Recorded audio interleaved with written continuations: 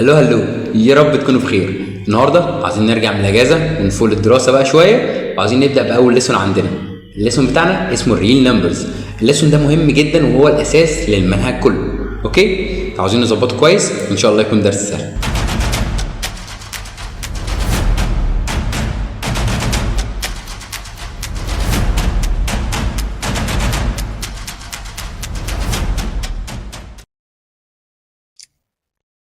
Let's make a quick revision نفتكر فيها كل السيتس بتاعت النمبرز اللي احنا عدينا عليها في السنين اللي فاتت. اوكي، يعني نفتكرهم واحده واحده. اول حاجه من نمبرز عدت علينا كان اسمها counting numbers. counting numbers وكنا بنديها الرمز ايه؟ C. بنديها الرمز C. مين هم الكاونتنج نمبر بقى على مهلك بقى؟ counting number هم النمبرز اللي بنستعملهم واحنا بنعد 1 2 3 وهكذا. اوكي، دول كان اسمهم الكاونتنج نمبر، خدتهم وانت صغير قوي. بعد كده عرفنا ان انا محتاج نمبر كمان زياده، نمبر مهم جدا وكان اسمه ايه؟ الزيرو. فخدت نفس الكاونتنج نمبر بس زودت عليهم الزيرو، بقى اسمها ايه؟ ناتشورال نمبرز. بقى عندي 0 1 و2 و3 4 5 6 ومكمل معايا على طول لحد انفينيتي. اوكي، يعني 100 موجوده في الناتشورال، 1 مليون موجوده في الناتشورال. اوكي، مكملها معايا على طول. كان الرمز بتاعها بقى ايه؟ ان. اوكي، بعد كده عرفنا ان احنا مش هينفع بس نفضل ماشيين بالزيرو 1 2 3 وهكذا. انا محتاج نمبرز تكون below than زيرو، تحت الزيرو، less than زيرو. محتاج نمبرز نيجاتيف. انا بقى عندي الزيرو وال1 وال2 وال3 والبوزيتيف نمبرز، وبقى عندي نمبرز نيجاتيف below than زيرو زي النيجاتيف 1 نيجاتيف 2 نيجاتيف 3 وكل النمبرز اللي below than زيرو نيجاتيف. اوكي، واديناها الرمز ايه؟ زد. الثري سيتس دول مهمين جدا وانت خدتهم من جريد 6. الكاونتنج هما ال 1 2 3 4 5 6 مكمل starting from 1. starting from 1. وعندي الناتشورال نمبرز هم الكاونتنج بس زودنا عليهم الزيرو. زودنا عليهم مين؟ الزيرو. دي الناتشورال نمبرز. اوكي، والرمز بتاعها ايه؟ n. وبعد كده خدنا نفس الناتشورال نمبر اللي هم 0 1 2 3 بس زودنا عليهم النيجاتيف نمبرز بقى اسمهم الانتجرز. الانتجرز الرمز بتاعهم ايه؟ زد. مش هينفع خالص وانت كبير كده ما تبقاش عارف السي دي مين، مين الان، مين الزد. اوكي، لحد هنا الدنيا كانت زي الفل. بعد كده دخلنا قلنا ان احنا ما كانش كل النمبرز اللي عدينا عليها هول نمبر زي ال 1 2 3 والنيجاتيف 1 2 3 و0 دي كلها هول نمبرز صح؟ انتجرز. لا، ده انا كان عندي فراكشنز، كان عندي ميكسد نمبر، كان عندي ديسيمال. فانا محتاج اعمل سيت اكبر تلم كل النمبرز اللي فاتت، الانتجر والناتشورال والكاونتنج، ومعاهم مين كمان؟ معاهم الديسيمال ومعاهم الفراكشنز.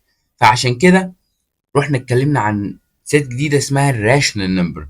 راشنال نمبر وبنديه الرمز كيو، ودي واحده من اهم الحاجات اللي احنا هنعدي عليها النهارده، ودي جزء اساسي من الليسون النهارده.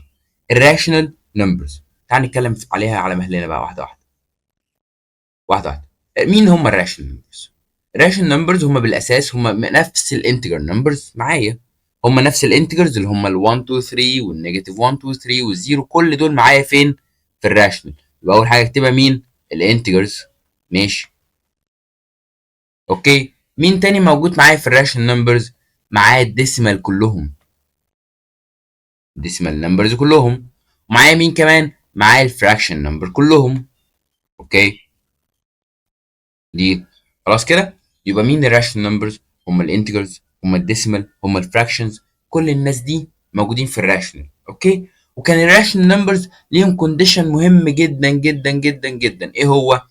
ان اي نمبر راشنال اقدر اكتبه as a fraction. any number rational اقدر اكتبه as a fraction. اوكي، يعني ايه as a fraction؟ يعني ايه fraction؟ fraction يعني اقدر اكتبه a over b.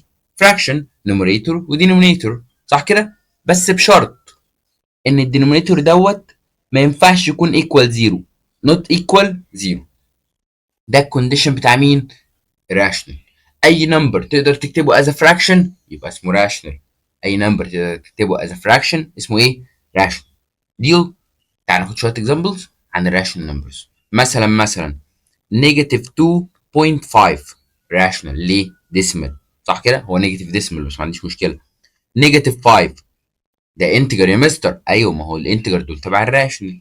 مثلا روت 4، هو الروت 4 ايكوال كام؟ روت 4 ايكوال 2، وال2 تبع الراشنال، يبقى تمام. مثلا 3 اوفر 5 فراكشن، يبقى تبع الراشنال. 0.3 وعليها داش كده recurring number. يعني ايه 0.3 وعليها الشرطه دي؟ دي معناها ان انا عندي نمبر عباره عن 0.333 ومكمله على طول كده. نمبرز ده لو جيت اجرب اكتبه على الكالكليتر هيطلع لي ايه؟ لو كتبت على الكالكليتر 0.3333 وكملت لحد اخر البيج بتاعت الكالكليتر هيطلع لك ايه؟ هيطلع لك 1 over 3. اوكي؟ فده ما دام اتكتب فراكشن يبقى اسمه ايه؟ راشنال نمبر، صح كده؟ كل دول راشنال نمبرز. يا مستر انا حاسس ان انت بتقول ان كل النمبرز اللي هيعدوا عليا في حياتي كلهم راشنال. هو زمان كنا بنقول لكم كده وانتوا في بريب 1 وانتوا في جريد 6. كنا ساعات في ناس كتيره بتقول ان كل النمبرز اللي انت هتعدي عليك اسمها راشنال. طب معنى كده يا مستر ان مفيش حاجه غير الراشنال؟ لا في. بس تعالى نشوف واحده واحده. احنا خلاص خدنا شويه اكزامبلز على راشنال واتكلمنا عليهم. تعال نتكلم عن فكره تانية. عاوزين نتكلم عن حاجه اسمها البيرفكت سكوير والبيرفكت كيوب، ودي مهمه جدا عشان تفهم حوار الراشنال. اوكي؟ مين هم البيرفكت سكوير؟ البيرفكت سكوير هم كل النمبرز اللي اقدر اجيب لها سكوير روت. طب واحده واحده يا مستر، يعني هو في نمبرز ما اقدرش اجيب لها سكوير روت؟ طب تعالى نفكر مع بعض. البيرفكت سكوير هو لما تاخد النمبر تعمل له باور 2. يعني انت مثلا لو خدت ال1 عملت لها باور 2، 1 باور 2 على الكالكليتر عادي عباره عن 1 باي 1 اللي هي ايكوال كام؟ 1. يبقى ال1 ده بيرفكت سكوير. ماشي. طب لو خدت ال2 عملتها باور 2، 2 باور 2 اللي هي ايكوال 4، يبقى ده بيرفكت سكوير. طب 3 باور 2 9 بيرفكت سكوير. 4 باور 2 16. 5 باور 2 25. كل دول بيرفكت سكوير. طب 6 باور 2 36. 7 باور 2 49 وهكذا. اوكي؟ دول كلهم اسمهم بيرفكت سكوير. ليه؟ انا جبتهم عن طريق ان انا عملت النمبر باور 2. عملت النمبر سكوير، ما هو باور 2 معناها ان انا عملت له سكوير. اوكي؟ طب يعني ايه بيرفكت كيوب؟ بنفس المنطق، انت لو شغلت دماغك هتلاقي ان خلاص ما دام بيرفكت سكوير عملت له باور 2 يبقى البيرفكت كيوب هعمل له باور 3. فلو خدت مثلا 1 عملت لها باور 3 تديني 1. لو خدت 2 عملت لها باور 3 تديني 8. يبقى دول كلهم بيرفكت كيوب. لو خدت 3 عملتها باور 3 27. لو خدت ال 4 عملت لها باور 3 64. لو خدت ال 5 عملت لها باور 3 125. يبقى كل دول بيرفكت كيوب. ولسه في تاني 6 باور 3 7 باور 3 8 باور 3 وهكذا. يبقى دول اسمهم بيرفكت سكوير، اللي فوق دول بيرفكت سكوير واللي تحت دول اسمهم بيرفكت كيوب. اوكي؟ ايه المميز فيهم؟ ان البيرفكت سكوير دول اقدر اجيب لهم سكوير روت. يعني لو طلب مني سكوير روت 4 ايكوال 2 يا مستر. سكوير روت 25 ايكوال 5 يا مستر، صح كده؟ بس لو طلب منك سكوير روت 5، هل دي موجوده في البيرفكت سكوير؟ لا. تقدر تجيب لها سكوير روت؟ لا، مش هتقدر تطلع لها انتجر. بص انت لما عملت سكوير روت لل4 طلعت لك انتجر نمبر زي 2. طلع لك نمبر عادي احنا متعودين عليه. سكوير روت 25 ب 5. طب سكوير روت ال 5 يطلع بكام؟ مش عارف. طب لو دخلتها على الكالكليتر يطلع معاك بكام؟ هيطلع معاك بروت 5 على الكالكليتر. ولو دوست على الزرار اللي بيعمل لك الديسيمال هيطلع معاك بكام؟ هيطلع معاك ب 2 بوينت نمبرز كتيره قوي ديسيمال. ايه الحوار ده؟ طب ماشي. لو جيت تعمل بيرفكت، لو جيت تعمل كيوبيك روت لل8، كيوبيك روت ال8 بكام؟ ب 2. عادي مفيش مشكله. الكيوبيك روت سوري. لو جيت تعمل كيوبيك روت لل 64 يطلع لك بكام؟ يطلع لي ب 4. طب لو جيت تعمل كيوبيك روت لل 25 مثلا او ال 24 مثلا هيطلع لك بكام؟ لو دخلتها على الكالكليتر هيطلع لك ديسيمال نمبر كام؟ هيطلع حوالي 2 بوينت حاجه، بوينت وديسيمال كتيره قوي وراها، صح؟ ومكمل لك الصفحه كلها بتاعت الكالكليتر. ايه بقى الحوار ده؟ قال لي في نمبرز اقدر اجيب لها سكوير روت واقدر اجيب لها كيوبيك روت. اوكي؟ وفي نمبرز تانية لو جيت احسب لها سكوير روت مش هيطلع لي accurate نمبر، مش هيطلع لي نمبر مظبوط. هيطلع لي approximating value. ايه value؟ لما عملت سكوير روت ال5 ده طلع 2 بوينت نمبرز كتير قوي، دي اسمها approximating value، يعني نمبر تقريبا، نمبر ايه تقريبي كده، مش معرفش هو بكام بالظبط. نفس الكلام لما جيت اعمل كيوبيك روت 24، انا معرفش هي ايكوال كام بالظبط، انا جبت approximating value. انما سكوير روت 25 طلع ب 5، كيوبيك روت 64 طلع ب 4.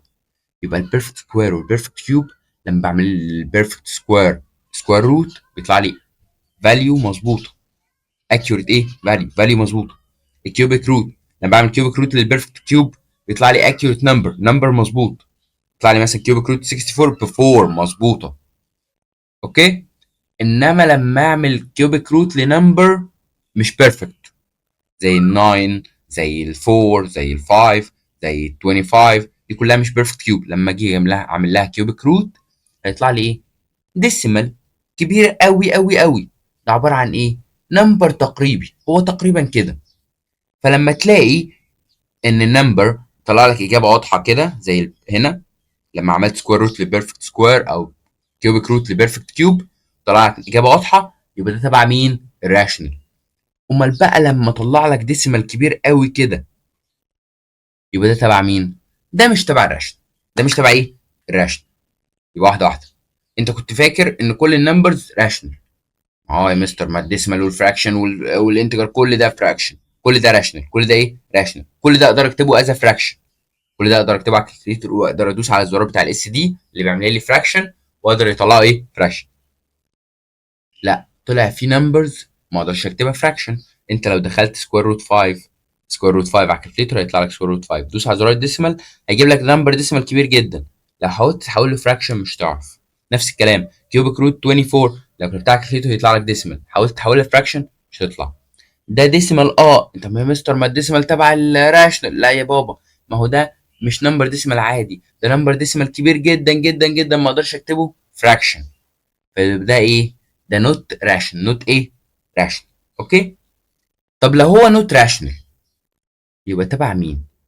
ما احنا محتاجين نعمل سيت جديده نحط فيها الناس دولت اللي هم الوحشين اللي نوت راشنال، فهنعمل لهم سيت جديده نسميها ايه؟ الراشنال نمبرز. الراشنال ايه؟ نمبرز. تعال نتكلم عنها. مين هي الirrational نمبرز؟ هي النمبرز اللي ما اقدرش اكتبها as a fraction، اللي مش rational، مش rational. وبنديها الرمز ايه؟ بنديها الرمز Q داش. انا عارف ان Q rational، انما الirrational Q داش، Q عليها شرطة كده، Q داش. مين بقى هم الirrational؟ اي نمبر not perfect square وحاولت تعمل له square root، زي square root 5، زي square root مثلا 27، هيطلع لك بديسيمال كتير جدا. اي نمبر نوت بيرفكت كيوب وحاولت تعمل له كيوبيك روت، زي مثلا كيوبيك روت 4، كيوبيك روت 20، كل ده يطلع لك بديسيمال، نمبر ديسيمال كبير جدا على الكالكليتر، مش هتعرف اجابته، ما تعرفش تحوله لفراكشن. كل دول بسميهم ايه؟ الراشنال نمبر، الراشنال نمبر. اوكي. في بعض الرموز كده احنا ما تعاملناش لسه معاها، دي طبعا الراشنال برضو، زي مين؟ زي الباي. علامه الباي دي ممكن تلاقيها على الكالكليتر، هتلاقيها بايكوال كام؟ تلاقي ايكوال 13.14 وديسيمالز كتير قوي وراها. اوكي. دي نمبر ما اقدرش احوله لفراكشن، نمبر ديسيمال كبير جدا ما اقدرش احوله لفراكشن، واحنا ما نعرفش الفاليو بتاعته بالظبط ايكوال كام، فده يعتبر ايه؟ الراشنال. في حاجه اسمها الجولدن ريشيو. الجولدن ريشيو دي نمبر حوالي مثلا 1.6 وديسيمال كتير قوي، احنا ما نعرفش ايكوال كام بالظبط. اوكي، ما نعرفش ايكوال كام بالظبط، هو ابروكسيمتلي تقريبا 1.6 حاجه كده كده، 1.6 وشويه، ما نعرفش ايكوال كام بالظبط، فده برضو تبع الراشنال نمبرز. اوكي. يبقى كده عرفنا ان احنا عندي نمبرز راشنال ونمبرز irrational. اوكي. ديل. تعال ناخد اكسرسايز بسيط كده نقعد نفرق ما بين الارقام دي، هل هي راشنال ولا irrational. السؤال ده مهم، هيظبط معاك الدنيا وهيسهل عليك المساله وهيسهل عليك الليسون ده كتير. يلا بينا نبص عليه. يلا بينا. بيقول لي which of the following numbers are rational which of the following are irrational. عاوز امسك نمبر فيهم اعرف هو rational ولا irrational. rational Q هديها رمز Q، والrational هديها رمز Q داش. ديل. يلا بينا. نيجاتيف 12 اه يا مستر ممكن اكتبها نيجاتيف 12 اوفر 1، ده انتجر عادي يبقى ايه راشنال. طب ماشي سكوير روت 25 هكتبها على الكالكليتر تطلع لي بكام؟ 5. اه ال 5 دي يا مستر انتجر عادي يبقى راشنال. يلا ممكن تساعدني وتسرع انت شويه توقف الفيديو وتجري تحل اللي فاتوا دول اللي قدامك دول تحلهم، وبعد كده ايه تشغل الفيديو وتبص معايا. طب سكوير روت 13 هدخلها على الكالكليتر يا مستر هتطلع لي بسكوير روت 13. هدوس على زرار الديسمال هتطلع لي بكام؟ هتطلع لي مثلا اعتقد ب 3 بوينت حاجات كده كتير. هل يا مستر طلع برقم انتجر واضح وصريح زي ال5 مثلا هنا؟ لا، يبقى ده الراشنال نمبر. ماشي يلا نكمل. كيوبيك روت نيجاتيف 27 ادخلها على الكالكليتر تطلع لي بنيجاتيف 3. اه يا مستر ده انتجر عادي يبقى راشنال. 2 and 2 over 5 يا مستر ده ميكسد نمبر يعني فراكشن يعني تبع الراشنال. ماشي. طب نيجاتيف كيوبيك روت 10 ادخلها على الكالكليتر هيطلع بكام؟ هيطلع بنيجاتيف 2 بوينت ارقام كتير قوي ديسيمال.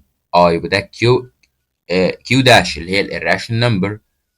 0.25 لو كتبتها على الكالكليتر ودوست زرار اللي بيقلب فراكشن هتطلع معاك ب 1 اوفر 8. خلاص ده فراكشن عادي جدا ما فيهوش مشكله يبقى راشنال. صح كده؟ ماشي. طب لو كتبت 3.6 وعليها شرط دي معناها ايه؟ ان هي 3.6666 وهكذا مكمل على طول 6 على طول ودوست ايكوال على الكالكليتر هيطلع لك فراكشن. هيطلع لك ايه؟ فراكشن. اوكي؟ ما دام طلع لك فراكشن يبقى هو تبع الكيو الراشن نمبر. ماشي. ممكن انت تكمل باقيين سهلين ببساطه لعبتهم بسيطه. هتكتب النمبر على الكالكليتر لو طلع فراكشن يبقى هو راشنال، ما طلعش فراكشن يبقى هو الراشنال. اوكي. تعال نبص بس على سؤال سريع نمبر 12. مين دي؟ دي الباي يا مستر يبقى ايه كيو داش. اول ما تشوف الباي يبقى ايه كيو داش. ماشي. طب دي مين؟ دي الجولدن ريشيو يبقى كيو داش اللي هي الirrational نمبرز. طب 0.32 اكتبها على الكالكليتر واملى بيها البيج بتاعت الكالكليتر كلها. 0.32 املى الكالكليتر كلها ودوس ايكوال. لو طلع لك فراكشن وهو هيطلع لك فعلا فراكشن حاجه اوفر حاجه يبقى ده ايه كيو. ديل. طب ماشي حاجه زي كده مستر 17% يعني 17 اوفر 100 فراكشن ولا مش فراكشن؟ فراكشن يبقى كيو. اوكي. يبقى مين هم الكيو اللي هم الراشن نمبرز؟ هم النمبرز اقدر اكتبها از فراكشن. مين هم الirrational نمبرز؟ لا دي نمبرز ما اقدرش اكتبها فراكشن خالص. اوكي ما اقدرش اكتبها ايه از فراكشن. بتطلع ايه؟ تطلع نمبر ديسيمال كبير قوي ده approximating value. دي نمبر تقريبي احنا ما نعرفش هو ايكوال كام بالظبط فده بنسميه كيو داش اللي هم الirrational نمبرز. طب يا مستر لو اداني مثلا رقم زي كده مثلا روت 2 اوفر 3 هل ده يا مستر راشنال ولا irrational؟ هل ده كيو ولا كيو داش؟ يا مستر مش ده فراكشن يبقى نقول راشنال. لا يا بابا حبيبي بص معايا انت عندك سكوير روت 2 فوق اهو في النوميريتور. مش السكوير روت 2 ده الراشنال نمبر؟ تعرف الاجابه بتاعته؟ يعني ممكن تدخل سكوير روت 2 على الكالكليتور يطلع لك الاجابه؟ لا ده تفضل سكوير روت زي ما هي كده يبقى دي الراشنال نمبر. الراشنال ايه نمبر تبع الكيو داش. ما دام بتحطها على الكالكليتر بتفضل سكوير روت بالشكل ده او بيطلع لك مثلا نمبر ديسيمال كبير جدا يبقى دي ايه الراشنال نمبرز. اوكي ماشي. الحمد لله احنا كده خلصنا شق كبير جدا من الليسون بتاعنا وعرفنا الراشنال نمبرز والراشنال نمبرز. اوكي. احنا بقى عاوزين نعمل ست جديده تلم كل الكلام ده مع بعضه الراشنال والirrational فنسميها مين؟ الريل نمبرز. يلا نتعرف عليها. فكرتها بسيطه ما فيهاش اي حاجه جديده. كل اللي بتقولك ان انا هجمع الراشنال نمبر مع مين؟ مع الirrational نمبر. الكيو والكيو داش هجمعهم مع بعض يعني هعمل لهم ايه؟ يونيون. العلامه دي معناها ايه؟ يونيون. يعني هجمع الكيو مع الكيو داش يديك مين؟ الريل نمبر. يديك مين؟ الريل نمبر. يبقى الريل نمبر هي ست بتجمع كل النمبرز اللي انت تعرفها في حياتك حاليا. فيها جزئين. فيها جزء الراشنال اللي احنا متعودين عليه وبناخده من واحنا صغيرين وفيها الجزء الجديد اللي هو اسمه ايه؟ الirrational نمبرز. اتفقنا؟ عاوزك بس وانت بتتعرف على الريل نمبرز عاوز تتعرف على شويه حاجات صغيره بتيجي كتير قوي في النوتس في التشوز او في الكومبليت. تعال نتعرف عليهم واحده واحده. حاجه اسمها الار ستار. مين هي الار ستار؟ الار ستار هي كل ريل نمبر بوزيتيف وكل ريل نمبر النيجاتيف ما عدا مين؟ ما عدا الزيرو. الار ستار مجمعه البوزيتيف كلهم، بوزيتيف نمبر كلهم والنيجاتيف نمبر كلهم ما عدا زيرو، فبعملها ار بوزيتيف يونيون ار نيجاتيف. يونيون دي يعني بجمع البوزيتيف مع النيجاتيف. حلو كده؟ ماشي. طب يا مستر انت قلت لي ان كيو يونيون كيو داش بيديني الريل نمبر كلهم. طب لو قلت لك كيو انترسكشن كيو داش، يعني ايه انترسكشن؟ يعني ايه علامه الان الانترسكشن دي؟ معناها ان انا عاوز اخد كل النمبرز الكومن اللي بتوين الكيو وكيو داش. يا مستر هو في نمبر كيو وكيو داش في نفس الوقت؟ في راشنال والراشنال في نفس الوقت؟ لا مفيش ولا نمبر ينفع يبقى راشنال والراشنال في نفس الوقت. يبقى الانترسكشن يديني ايه؟ فاي. مفيش حد كيو وكيو داش في نفس التايم، يبقى الاجابه ايه؟ فاي. ديل. يبقى خلاص احنا كده عدينا شوط كبير جدا وعرفنا الريل نمبر وكيو وكيو داش. تيجي نجرب نحل شويه كويستشنز تسهل معايا الدنيا وتشغل دماغي. وافكار الليسون دوت في الاسئله بسيطه وسهله. تعال نبص عليهم. تعال نبص على شويه تشوز كده نرتب بيهم الدنيا كده ونسهل على نفسنا ناخد نفسنا. يلا بينا. دي الاسئله اللي تشوز اللي موجوده في كتاب المدرسه. يلا نبص عليهم. Which of the following number is a rational number؟ انا بدور على ايه؟ rational number. هاخد كل سؤال في اللي تشوز واحطه في الكالكوليتر واشوف بيطلع فراكشن ولا لا. اول واحده 0.3 وعليها الشرطه دي معناها 0.3333 وادخلها على الكالكوليتر كتير قوي سريهات كده ادوس ايكوال هيطلع معايا بكام؟ 1 اوفر 3. ما دام فراكشن يبقى دي راشنال، يبقى غلط. سكوير روت 9 اوفر 25 ادخلها على الكالكوليتر تطلع ب 3 اوفر 5. فراكشن صح يبقى راشنال. لا. سكوير روت 5 ادخلها على الكالكوليتر هيطلع بروت 5. ادوس على زرار الديسيمال هيطلع لي بايه؟ يطلع لي ب 2 بوينت نمبر كتيره جدا جدا جدا جدا ديسيمال. يبقى النمبر ده نوت راشنال، يبقى ده ايه؟ الراشنال، يبقى ده الاجابه بتاعتي. طب كيوبيك روت نيجاتيف 125 هيطلع بنيجاتيف 5 عادي جدا مفيش مشكله. يبقى الراشنال نمبر دخل على الكالكليتر ما بيطلعليش بفراكشن نهائي، بيطلع لي ايه؟ ديسيمال نمبر كبير جدا، يبقى ده الراشنال نمبر. ماشي. كويستشن 2 ده كويستشن مهم جدا جدا جدا وبيلخبطكم. بيقول لي ايه؟ بيقول لي ان الاكس ده انتجر نمبر. يعني ايه انتجر نمبر؟ يعني هول نمبر زي ال 1 2 3 نيجاتيف 1 2 3 0 وهكذا. ده انتجر ايه؟ نمبر. بيقول لي ايه بقى؟ ان السكوير روت 29 ده نمبر قاعد بتوين الاكس والاكس بلس 1. عاوزك تفايند الفاليو بتاعت الاكس. ماشي يا مستر، واحده واحده. ادخل السكوير روت 29 على الكالكليتر هيطلع لي بكام؟ هيطلع لي ب 5 بوينت نمبرز كتير قوي ديسمال. يعني هو 5 وشويه، 5 وشويه. حلو. مين الانتجر اللي قبله؟ لما نقول مثلا ان انا هاجي المشوار هقابلكم الساعه 5 ونص، مين الساعه اللي قبلي؟ الساعه 5. مين الساعه اللي بعدي؟ الساعه 6. صح كده؟ فال 5 بوينت كذا كذا كذا دي ال 5 وشويه دي مين الانتجر اللي قبلها؟ 5. مين الانتجر اللي بعدها؟ 6. هو بيسأل عن مين؟ عن الاكس، عن الاكس بس، مش الاكس بلس 1. بيسأل عن الاكس بس، يعني عاوز النمبر اللي قبلها. مين النمبر اللي قبلها؟ 5. بيسألني عن النمبر اللي قبلها. دخلت على الكالكليتر طلعت 5 بوينت مثلا 3 وحاجات ارقام كتيره كده. خلاص الرقم اللي قبلها الانتجر 5. اللي بعده دخل على الكالكليتر بيقول لي estimating square root 49 to the closest integer. ماشي. هدخل square root 41 على الكالكليتر هيطلع لي بكام؟ هيطلع لي ب 6 بوينت نمبرز ديسمال. صح كده؟ تقريبا كام؟ مش عارف، معيش كالكليتر دلوقتي. هيطلع ب 6 بوينت حاجه. اوكي. النمبر ده nearest to what؟ nearest to 6 ولا 7 ولا 36 ولا 49؟ هلاقيه قريب قوي قوي قوي من 6 فاختار ال 6. باستيميتنج هشوفه قريب من مين. ماشي. estimating يلا cubic root 27 25 سوري 25 دي لو دخلتها على الكالكليتر هيطلع لي بكام؟ هيطلع لي ب 2 بوينت تقريبا 9 2.9 او 2.8 ونمبر ديسمال كتير قوي. صح كده؟ ده قريب من مين؟ هل قريب لل 2 اكتر ولا قريب لل 3؟ ده فاضل له حته صغيره قوي يوصل لل 3 فاختار ال 3. اوكي. تعال نبص على اللي بعده. بيقول له which of the following number are irrational. حلو، بدور على irrational number بس يكون ايه؟ مش irrational وخلاص، ده انا عاوزه يكون between ال 2 وال 3. يلا نجربهم واحده واحده. تعال نجرب من الاخر المره دي.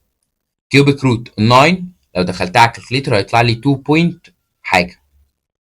يا مستر ما دام 2 بوينت حاجه ديسمال كده يبقى هو بتوين ال 2 وال 3، يبقى دي تنفع. طب ماشي، لو دخلت الباقي، لو دخلت الباقي كلهم هيجيبوا لك فراكشنز عادي، يعني دي هتجيب لك فراكشن يبقى دي راشنال، دي هتجيب لك فراكشن يبقى راشنال. طب روت 10 لو دخلتها على الكالكوليتر هيطلع لك بكام؟ هيطلع لك ب 3 بوينت حاجه. يا مستر ما دام 3 بوينت حاجه 3 وشويه يبقى دي بعد ال 3، انا عاوز نمبر بتوين ال 2 وال 3، يبقى خلاص هي الليتر دي. يبقى نكمل. which of the following is possible value of the number n. عاوز اعرف مين النمبر اللي عامل له سكوير روت يبقى بين ال 1 وال 2. هجرب. سكوير روت 1 هيطلع بكام؟ هيطلع ب 1. لا يا مستر انا عاوز حاجه بين ال 1 وال 2، ال 1 نفسها مش تنفع. طب سكوير روت ال 2، سكوير روت ال 2 هيطلع بكام؟ هيطلع ب 1 بوينت حاجه. 1 بوينت حاجه يعني 1 وشويه، يعني بين ال 1 وال 2 تنفع. طب سكوير روت ال 4 هيطلع ب 2، لا ما تنفعش، انا عاوز حاجه بين ال 1 وال 2.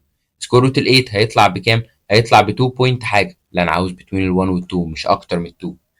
ماشي. وعشان دوت يلا نمبر 7 بيقول لي ايه؟ عاوز اعرف الكي الفاليو بتاعتها. عاوز اعرف الفاليو بتاعت مين؟ الكي. هي الكي بتوين مين ومين؟ الكي نمبر بتوين ال 9 وال 10 صح كده؟ فانا هبص على النمبرز دي على الكالكليتر، اعمل كل واحد منهم سكوير روت على الكالكليتر. اللي يطلع لي بتوين ال 9 وال 10 يعني المفروض يكون 9 وشويه، 9 وشويه نمبر ديسمال، يبقى هو ده النمبر بتاع الكي. ماشي. اول واحده سكوير روت 81 86 سوري، سكوير روت 86 هيطلع معايا ب 9 بوينت حاجه. ده ينفع بتوين ال 9 وال 10 اهو. طب سكوير روت 96، سكوير روت 96 بكام؟ برضه ب 9 بوينت حاجه. طب استنى بقى احنا كده نفكر، ده في اتنين طلعوا ب 9 بوينت حاجه. طب استنى يلا نكمل. طب سكوير روت 81 طلع ب 9 بالظبط، لا مش عاوز، انا عاوز حاجه بين 9 و 10. سكوير روت 78 هيطلع بكام؟ هيطلع ب 8 بوينت حاجه، لا مش عاوز، انا عاوز حاجه بين 9 و 10. تعال ركز بقى بتوين اول تو تشويس. سكوير روت 86 هيطلع لك ايه؟ هيطلع لك نمبر 9 وبوينت كام؟ بوينت رقم ديسيمال صغير زي مثلا 9.2 مثلا، فهو قريب لمين؟ قريب لل 9 اكتر. انما السكوير روت 96 هيطلع لك تقريبا 9.9 حاجه زي كده، فرقم قريب من مين؟ من ال 10. ما دام رقم قريب لل 10 هو ده اللي انا هختاره. اوكي، يبقى هما الاثنين طلعوا بين ال 9 وال 10، بس مين اقرب لل 10؟ السكوير روت 96، فهو ده اللي خدته. يلا نكمل. كويشن 8 بيقول لي ايه؟ بيقول لي الاكس والواي هما تو نمبر انتجر، الروت 57 قاعد في النص ما بينهم. طب ماشي، اعمل الروت 57 على الكالكليتر، هيطلع لك بكام؟ هيطلع لك ب 7 بوينت حاجه صح كده؟ ماشي. مين الانتجر اللي قبله؟ 7. مين الانتجر اللي بعده؟ 8. طب ما تعمل اكس بلس واي، يلا 7 بلس 8 ايكوال 15. دي شويه كويشنز تشويسز، مشي بس دماغك شغلتها شويه. طب تعالى ناخد تايب كويشنز مختلف. الكويشن ده برضو مهم جدا. بيقول لي ايه ويلخبطكم كتير؟ بيقول لي ايه؟ عاوز find two consecutive integers which between مين ومين؟ انا عاوز اعرف الروت 13 ده قاعد between انهي two number integer، مين الانتجر اللي قبله مين انتجر ايه اللي بعده. يلا نفكر فيها على مهلنا. questions ده ما بنشتغلش بيه كالكوليتر، ما بنستعملش كالكوليتر، بنشغل دماغنا بس. ماشي. انا شغال سكوير روت صح كده؟ يبقى انا ببص على مين ما دام شغال في السكوير روت؟ ببص على البيرفكت سكوير. البيرفكت ايه؟ سكوير. فاكرهم اللي احنا كتبناهم فوق اللي هم زي ال1 وال4 وال9 وال16 وال25 وهكذا. لو مش فاكرهم ارجع اطلع ايه، ارجع لورا كده بص عليهم. ماشي. انا بقى بتكلم عن مين؟ عن ال13، بكتبها لوحدها كده، وبشوف مين البيرفكت سكوير اللي قبلها ومين البيرفكت سكوير اللي بعدها.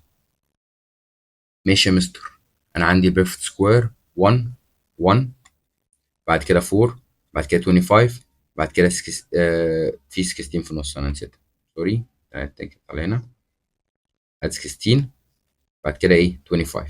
ماشي يا مستر، هي ال 13 فين؟ يا مستر ال 13 بين ال 4 وال 16، يبقى اكتب قبلها 4 وبعدها ايه 16. ماشي. انا مش عاوز ال 13 ده، انا عاوز سكوير روت ال 13، فهعمل لهم كلهم سكوير روت، سكوير روت 4، سكوير روت 13، سكوير روت مين 16، ونفس الساين زي ما هي للزن اهي. اوكي يلا بينا نكمل. انا عندي ايه؟ سكوير روت ال 4 بكام؟ ب 2. لز جريتر ذان لا للزان 2 للزان سكوير روت 13 ما اعرفش اجابتها بكام، للزان سكوير روت 16 بكام؟ ب 4. مسألة كده خلصت. انا حليت يعتبر الجزء بتاعها كله. عملت ايه؟ عرفت ان الروت 13 قاعد بتوين. احنا غلطانين في حاجه. اوكي،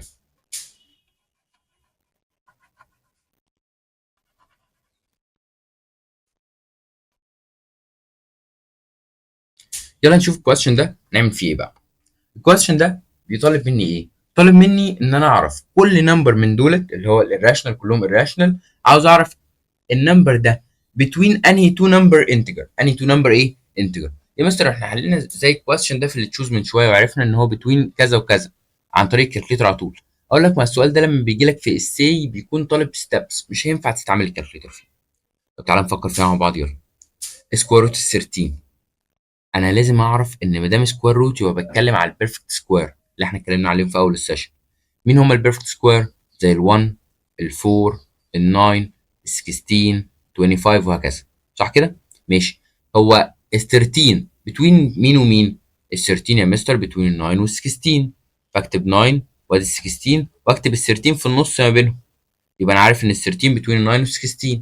ماشي. انت عاوز سكوير روت 13 صح؟ يبقى تعمل سكوير روت للثلاثه. سكوير روت 9، سكوير روت 13، سكوير روت 16. وطبيعي هيفضل برضو ده جريتر ذان ده جريتر ذان. ماشي. سكوير روت 9 بكام؟ ب 3 يا مستر. سكوير روت 16 ب 4 يا مستر، كل حاجه زي ما هي. وسكوير روت 13 ما اعرفش بكام، حطها زي ما هي في النص. خلاص. ما انا كده قدرت اعرف ان سكوير روت 13 قاعد في النص بتوين ال 3 وال 4. هو ده اللي طالبه. هو عاوز يعرف ان النمبر ده السكوير روت 13 بتوين اني تو consecutive integers، بتوين اني تو integers بتوين ال 3 وال 4 يا مستر. طب لو طلب مني ارسمها على النمبر لاين، عادي جدا هرسم نمبر لاين اهو بالمسطره بتاعتي. لو انا معيش عادي هحاول ارسمها بالمسطره. عندي هنا 0 1 2 3 4 5. اوكي. وعاوز سكوير روت 13 فين؟ بتوين ال 3 وال 4. ماشي خلاص احطه اهو بتوين ال 3 وال 4. هو ده سكوير روت 13. شكرا. ماشي يلا نكمل سؤال كمان. نيجاتيف سكوير روت 11. حلو، انا باخد ال 11 اهي اتعامل عليها، ادي ال 11 اهي في النص. ال 11 بتوين مين ومين؟ بتوين ال 9 وال 16 يا مستر، هم دول بيرفكت سكوير اللي بتوين زم 9 و 16. ماشي يلا بينا. للزان اهي. ال 11 greater than 9، 16 greater than 11. ماشي. اعمل ايه دلوقتي؟ انا عاوز السكوير روت يا مستر، يلا نعمل لهم سكوير روت. سكوير روت 9، سكوير روت 11، سكوير روت 16. للزان دي greater than دي greater than زي ما هي. ماشي. سكوير روت 9 بكام؟ سكوير روت 9 ب 3. سكوير روت 11 ما اعرفش. سكوير روت ال 16 ب 4. شكرا. ماشي يا مستر. دلوقتي يا مستر انت جايب لي سكوير روت 11 وانا عاوز النيجاتيف سكوير روت 11. طب هنعمل ايه؟ عادي يا بابا، ممكن كل اللي نعمله ايه؟ ان احنا نخلي كل اللاين ده نيجاتيف. بس ما تنساش لو هعملهم كلهم ملتبلاي نيجاتيف هغير الساين دي، هغير دي، اخليها بدل ما جريتر زي اخليها ايه؟ للزال، اعكسه. بقت نيجاتيف 3 روت نيجاتيف سكوير روت 11 نيجاتيف 4. يبقى النيجاتيف 3 greater than نيجاتيف سكوير روت 11 greater than نيجاتيف 4. يبقى النيجاتيف 11 نيجاتيف سكوير روت 11 between النيجاتيف 3 والنيجاتيف ايه؟ 4. طب لو هرسمها نمبر لاين عادي جدا اهو نمبر لاين. عندي مين انا؟ يلا عندي نيجاتيف بقى 0، نيجاتيف 1، نيجاتيف 2، نيجاتيف 3، نيجاتيف 4. اوكي. النيجاتيف 11 هنا between النيجاتيف 11 من between نيجاتيف 3 والنيجاتيف 4 نيجاتيف روت 11. اوكي. هنا between them. ماشي. طب كيوبيك روت بقى يا مستر. كيوبيك روت يبقى هتكلم عن مين؟ البيرفكت كيوب اللي هم مين؟ ال1، ال8، ال 27. صح كده فاكر؟ ماشي. ال14 بتوين مين ومين؟ بتوين ال8 وال 27. ادي ال8 ادي ال 27 ادي ال14 في النص. ماشي. 14 اكبر 27 اكبر. يعني نعمل لهم كلهم كيوبيك. كيوبيك روت 8، كيوبيك روت 14، كيوبيك روت 27. اوكي. كيوبيك روت ال 8 بكام يا مستر؟ ب 2. كيوبيك روت 27 ب 3. يبقى خلاص الكيوبيك روت 14 قاعد بتوين مين ومين؟ بتوين ال 2 وال 3. هسيبك انت تعمل نمبر لاين. اوكي؟ خلصنا الحته دي. هندخل على كويشن مختلف. تعال نتكلم بقى على الايكويشن، ودي اهم جزئيه عندي ودي اخر جزء هنقفل بيه السيشن. اوكي؟ ازاي نفايند solution set of equation، بس المره دي فين؟ في الار. يعني ايه في الار؟ يعني عادي ان هو يطلع لك كيو او كيو داش، مش فارق معايا، كيو او كيو داش مش هيفرق ايه معايا. المهم انك تفايند السوليوشن سيت بتاعت ايه؟ بتاعت الايكويشن. يلا نحل واحده واحده فيهم. يلا نفتكر مع بعض. الايكويشن من اهم الليسونز اللي عندنا، لازم تركز فيها كويس، ما ينفعش ما تكونش بتعرف تحل ايكويشن. يلا بينا. عندي x بار 3 minus 11 equal 5. ماشي. انا اول حاجه عارفها ان انا لو عندي بلس وماينس بوديهم الناحيه الثانيه، بعكس الساين بتاعتهم. ماشي. يعني عندي نيجاتيف 11 هعمل بلس 11 وهنا بلس 11، صح كده؟ نيجاتيف 11 بلس 11 راحت، فاضل لي مين؟ x باور 3 equal 5 بلس 11 equal 16. كملنا، يلا كمل، يلا اللي بعده. دلوقتي هعمل ايه؟ معايا x باور 3 equal 16. هعمل ايه في الباور 3؟ يا مستر انا عارف ان لو عندي باور 2 بوديها سكوير روت، لو عندي باور 3 بوديها ايه؟ كيوبيك روت. يبقى الاكس ايكوال كيوبيك روت 16. ودخل على الكالكليتر، هيطلع لك ايه؟ هيطلع لك نمبر ديسيمال كبير جدا جدا جدا. ليه؟ عشان دي الراشنال نمبر. خلاص ما دام الراشنال هتسيبها زي ما هي كده، مش تعمل فيها اي حاجه. يبقى الاكس ايكوال كيوبيك روت 16، وتكتب السوليوشن سيت. سوليوشن سيت كيوبيك روت 16، دي الاجابه. بس يا مستر، بس ليه يا مستر؟ طب ما جبناش ليه الديسمال يا بابا؟ ما هو ده عادي، ده كيو irrational نمبر، ده كيو داش نمبر irrational. انت لو جبت حاولت تجيبه ديسمال هيطلع ايه؟ هيطلع approximating value، هيطلع 2 بوينت نمبر كتيره جدا جدا جدا، مش هتعرف تكتبها اصلا. اوكي. فالسوليوشن سيت كيوبيك روت 16. طب ماشي، تعال ناخد another question. عندي هنا 2x باور 3 بلس 13 equal 67. يعني نحاول نحل. انا عندي 2 ملتبلاي وعندي باور 3، باور 3 هنا، وعندي بلس. اوكي، هحاول اتخلص من البلس الاول. اعمل ماينس 13 هنا وماينس 13 هنا. اوكي. 13 ماينس 13 راحت، فاضل لي 2 اكس باور 3 ايكوال 67 ماينس 13 ايكوال مش فاكر، اعتقد 54. اوكي. يلا نكمل. ال 2 دي عامله ملتبلاي يا مستر، فنعملها ديفايد 2 ديفايد 2. ماشي. يبقى الاكس باور 3 ايكوال 54 ديفايد 2 ايكوال 27 على الكالكليتر عادي. ماشي يا مستر، عندي باور 3 نودي الناحيه التانيه ايه؟ كيوبيك روت. يبقى الاكس ايكوال كيوبيك روت 27. هسيبها كده يا مستر؟ الاول جربها على الكالكليتر. كيوبيك روت 27 على الكالكليتر يطلع لك بكام؟ هيطلع لك ب 3. خلاص، يبقى السوليوشن سيت ايكوال 3. خلاص شكرا كده، ما تنساش تعمل سوليوشن سيت. ال 3 دي ايه؟ تبع الكيو يا مستر، belong to كيو، انما اللي هناك دي كانت belong to كيو داش. اوكي. ماشي خلاص. يلا دون، ندخل على الكويشن اللي بعده. عندي هنا 3x باور 2 minus 1 equal negative 13. ماشي. هعمل بلس 1 بلس 1، يبقى 3x باور 2 equal negative 13 plus 1 equal negative 12. وبعدين يا مستر هعمل ايه؟ 3 دي عامله ملتبلاي، تروح ايه؟ divide 3 divide 3. 3 divide 3 راحت، خلاص فاضل لي x باور 2 equal negative 12 divide 3 equal negative 4. يا مستر هعمل ايه دلوقتي في الباور 2؟ يا مستر الباور 2 بنوديه سكوير روت، يبقى الاكس ايكوال سكوير روت نيجاتيف 4، وادخلها على الكالكليتر. هيطلع لك ايه؟ هيطلع لك ايرور، صح؟ ليه ايرور؟ او هيطلع لك حسب الكالكليتر. ليه ما طلعنيش باجابه؟ اسالك سؤال، هو ينفع تعمل سكوير روت لنمبر نيجاتيف؟ طب يا مستر اخرج النيجاتيف يا بابا مفيش الكلام ده. انت تعمل سكوير روت للنمبر اللي الناحيه التانيه كله، فعملت سكوير روت للنيجاتيف 4. هل ينفع تعمل سكوير روت لنمبر نيجاتيف؟ نو، ما ينفعش تعمل سكوير روت لنمبر نيجاتيف نهائي، ما ينفعش. ما ينفعش سكوير روت لنمبر ايه؟ نيجاتيف. كيوبيك ينفع، انما سكوير روت ما ينفعش. يبقى السوليوشن سيت هنا هتكون ايكوال ايه؟ هتكون ايكوال 5. بس كده. احنا كده عدينا على افكار كتير من الليسون. انا عاوزك تتدرب كويس وتحل كل الكويستشن اللي تقابلك سواء في كتاب المدرسه او في المعاصر، وتحل كده وتفكر، وهتلاقي الدنيا ماشيه سهل. اوكي. ولو حسيت ان انت محتاج تدرب اكتر، ممكن ترجع للفيديو وتحل نفس الكويستشنز اللي احنا حلناها تاني من الاول لوحدك. اوكي. اشوفكم على خير. يلا، السلام عليكم.